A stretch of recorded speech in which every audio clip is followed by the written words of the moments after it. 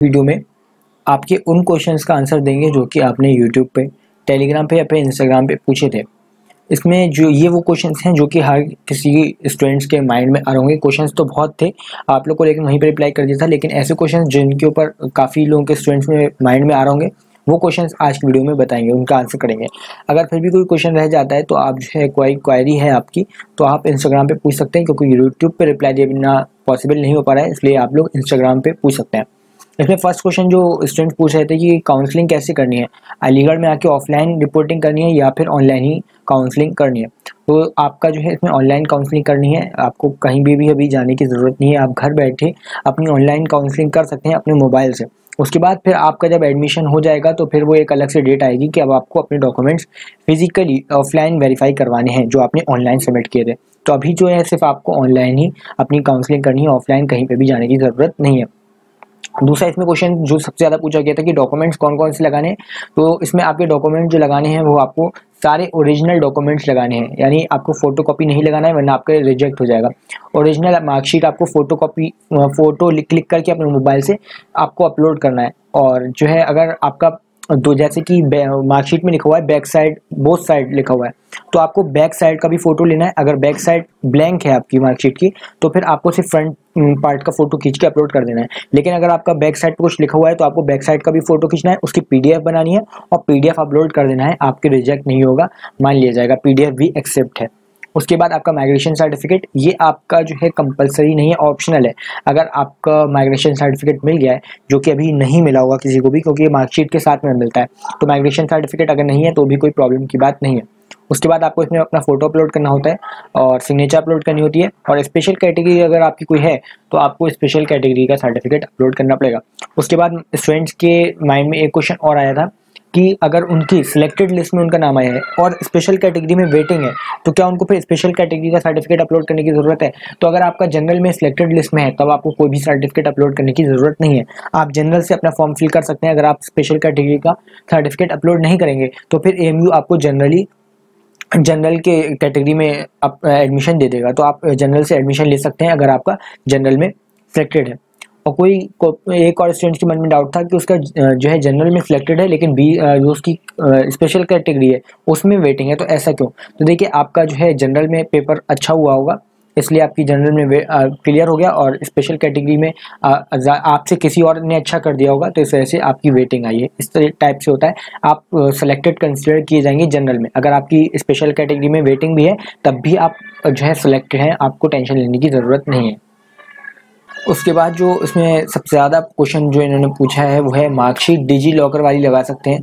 तो अभी जैसे कि ये स्टूडेंट पूछ रहे थे कि उनको अभी सीबीएसई से मार्कशीट नहीं मिली है, तो वो मार्कशीट कहाँ से लेंगे? तो अगर आपकी मार्कशीट नहीं मिली है तो आप एक एप्लीकेशन है डिजी लॉकर, जिसमें आप अपने नंबर से लॉगिन कर सकते हैं। आपको प्रोफाइल बनानी होती है, इसमें नंबर से लॉगिन करना होता है, और फिर आपका आधार कार्ड पे जो है जो नंबर पड़ा होता है उस पर आपको ओटीपी जाता है, वो वहाँ डालना होता है और फिर आपका लॉगिन हो जाता है। वहाँ से आपका मार्कशीट आपको मिल जाएगी। उस मार्कशीट को आपको प्रिंट आउट करवाना है और उसमें स्कूल की स्टैंप लगवाना ज़रूरी है, वरना हो सकता है आपकी रिजेक्ट भी हो जाए। आप जाइएगा अपने स्कूल में, वहाँ पे स्कूल की स्टैंप लगवाइएगा, क्योंकि तो फिर आपका जो है वो मार्कशीट भी वर्क कर जाएगी। उसके बाद काउंसलिंग किसको करनी है, ये भी स्टूडेंट पूछ रहे थे। वेटिंग आई है तो काउंसलिंग करनी है या नहीं करनी है? तो सेलेक्टेड और वेटिंग लिस्ट जिसकी भी है सबको काउंसलिंग करनी है। किसी की वेटिंग अगर 1000 से ज़्यादा है, 1000 या 2000 है, तो उससे भी वेटिंग अपनी काउंसलिंग करनी है। इसमें सिर्फ सेलेक्टेड नहीं, ऐसा नहीं है कि सिलेक्टेड वालों का अभी काउंसलिंग करनी है, वेटिंग वालों को बाद में, सबको साथ में ही काउंसलिंग करनी है। जो भी शेड्यूल आएगा उसके अकॉर्डिंग साथ में सबको करनी है। एक और डाउट था कि अगर वेटिंग क्लियर हो गई तो क्या फिर दोबारा से जो है काउंसलिंग करनी होगी सिलेक्टेड होने के बाद? तो बस आपको एक बार काउंसलिंग करनी है, उसमें अपने डॉक्यूमेंट्स अपलोड कर देने हैं। अगर आपकी वेटिंग क्लियर हो जाती है तो फिर आपको सिर्फ और एडमिशन लेना है और कुछ भी नहीं करना है। उसके बाद जो क्वेश्चन था कि पीसीएम और पीसीबी कितनी रैंक पे मिलती है, तो ये आपके ऊपर है। अगर 100% स्टूडेंट्स ये चाहते हैं कि उनको पीसीबी मिले तो सबको पीसीबी मिल जाएगी। अगर सब चाहते हैं पीसीएम मिले तो पीसीएम मिल जाएगा। आपका सिलेक्शन हो गया, उसके बाद आपको चॉइस मिलेगी कि आपको पीसीएम लेना है पीसीबी, जो भी आप सब्जेक्ट लेंगे वो आपको मिल जाएगा।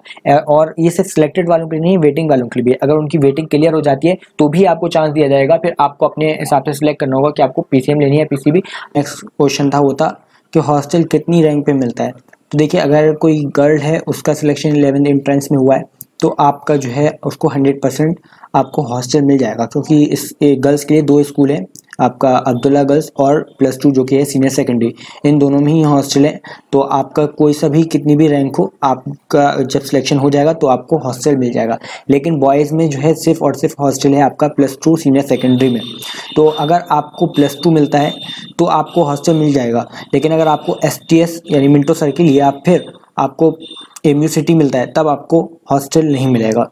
तो आपका रैंक पे डिपेंड करता है, यानी सीट्स पे है। अगर आप देखिए आपकी रैंक कितनी आ रही है, अगर वो सीट्स जितनी हैं +2 में उससे कम है तो आपको हॉस्टल डेफिनेटली मिल जाएगा। और अगर आपकी रैंक ज़्यादा है तो फिर आपको जो है STS या फिर MU सिटी में से कोई सा स्कूल मिलेगा, तो उन दोनों में तो हॉस्टल है नहीं। तो आपके सिलेक्शन पे डिपेंड करता है आपको कौन सा स्कूल मिल रहा है, उस पर आपको पता चलेगा कि आपको हॉस्टल मिलेगा कि नहीं।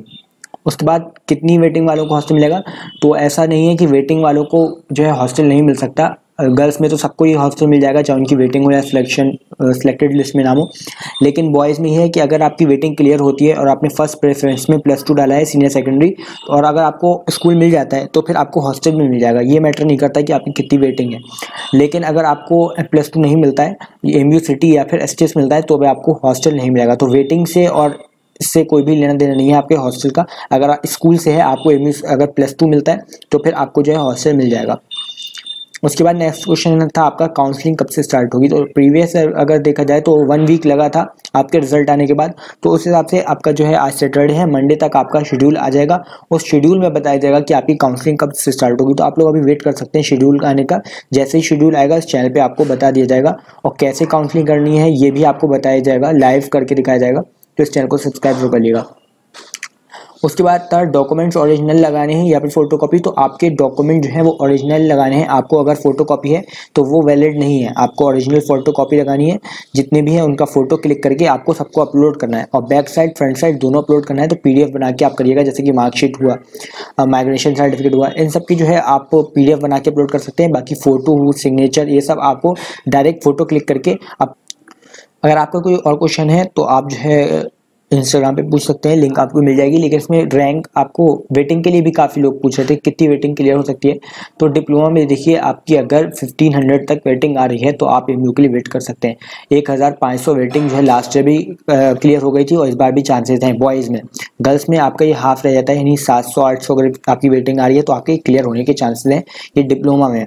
और लास्ट ईयर अगर साइंस की बात की जाए तो 81 वेटिंग क्लियर नहीं हुई थी गर्ल्स की, 81 जिसकी थी 80 तक वेटिंग क्लियर हो गई थी। तो अगर किसी की 80 तक वेटिंग आ रही है साइंस में गर्ल्स में, तो उनकी चांसेस हैं कि क्लियर हो जाएगी। बॉयज़ में आपके 100 तक क्लियर हो जाती है।